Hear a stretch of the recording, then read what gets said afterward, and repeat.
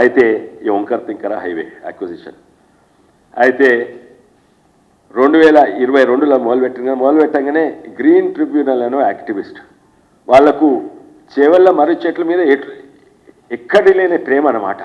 మర్రి చెట్లు పోతున్నాయి మర్రి చెట్లు పోతున్నాయని వాళ్ళు మర్రి చెట్లు కరెక్టే, పర్యావరణకు నష్టం అవుతుంది. కానీ మర్రి చెట్లు మామిడి చెట్లు అయితే కాదు.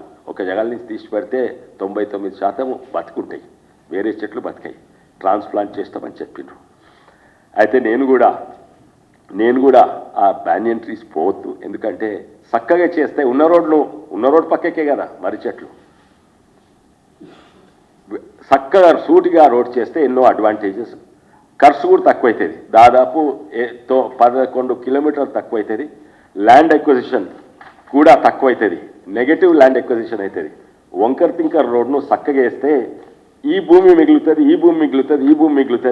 ఇక్కడున్న ల్యాండ్ ఎక్విజిషన్ పోయిన రైతులకు ఈ భూమి ఇవ్వచ్చు, ఇంకా ప్రభుత్వానికి భూమి మిగులుతుంది. ఇది కూడా చెప్పిన. అదే కాక చక్కగా వేస్తే ఈ మర్రి చెట్లు ఎక్కడున్నాయి, దీని పొంటి మర్రి చెట్లు లేవు, చాలా తక్కువ. ఎందుకంటే ఇక్కడి నుంచి ఇక్కడ అక్వైర్ చేస్తే. అయితే వీళ్ళు కేసు వేసినాక మొన్ననే ఈ కేసు అయిపోయింది. అండ్ నేషనల్ హైవేస్ అథారిటీస్ వాళ్ళు స్టే ఆర్డర్ విత్డ్రా అయింది, ఇప్పుడు మొదలైంది. కానీ మొదలు కాకున్నా కూడా అంతకంటే ముందే ఎక్కడనైతే మర్రి చెట్లు లేవో, ఉదాహరణంగా చేవెళ్ళ బైపాస్, మోయినాబాద్ బైపాస్, ఆ పని ఆల్రెడీ ఏడాది మొదలైంది. కానీ ఇక్కడ మొన్ననే స్టే వెకెట్ అయింది. అది ఇక్కడ ఉన్నది, మొన్ననే స్టే వెకెట్ అయింది. అండ్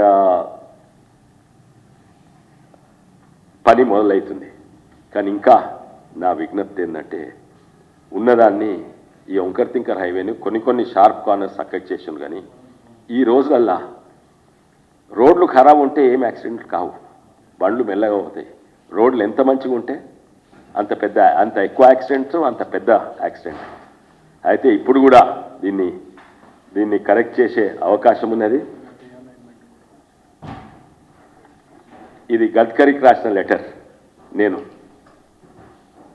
దీన్ని ఇంకా రియలైజ్ చేయాలి. వాళ్ళు అన్నది ఏంటంటే రాష్ట్ర ప్రభుత్వం నన్ను చక్కగా చేస్తే మేము రియలైజ్ చేస్తామని వారు చెప్పిండ్రు. అయితే ఇది ఇంకా ప్రమాదం ఉంది.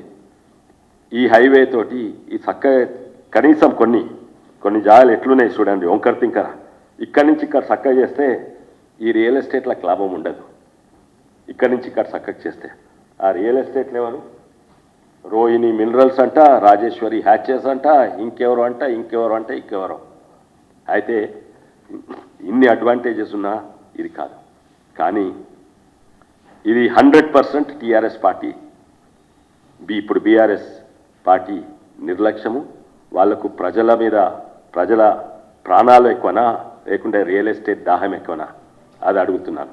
ఉల్టా నా మీద ఆరోపణ చేస్తుంది ఏంటంటే అది ఉన్నది సోషల్ మీడియాలో. నేనంట గ్రీన్ ట్రిబ్యునల్ పెట్టి నేను ఆపించినట్ట. అరే నేనే తీసుకొచ్చినోని నేను ఎందుకు ఆపిస్తా? నేను చెప్పింది ఏంటంటే చక్కగా రోడ్ కావాలి. చక్కగా రోడ్ అయితే బ్యానియన్ ట్రీస్ కూడా పోవు. అండ్ ఇది తొందరగా కావాలని నేను 10 ఏళ్ల సంది పట్టాను. హైవే రాకముందు కూడా స్టేట్ హైవేనైనా చక్కగా చేయమని అడిగినాను. అయితే ఇప్పుడు వాళ్ళు ధర్నా చేస్తారంట, అసెంబ్లీ ముత్తడట. పిచ్చోళ్ళు ఆపాగలగారా అమ్మ? ఎవరికి తెలియదా? వాళ్ళే ఉన్నారు 10 ఏళ్ళు, 16 నుంచి ఎవరున్నారు?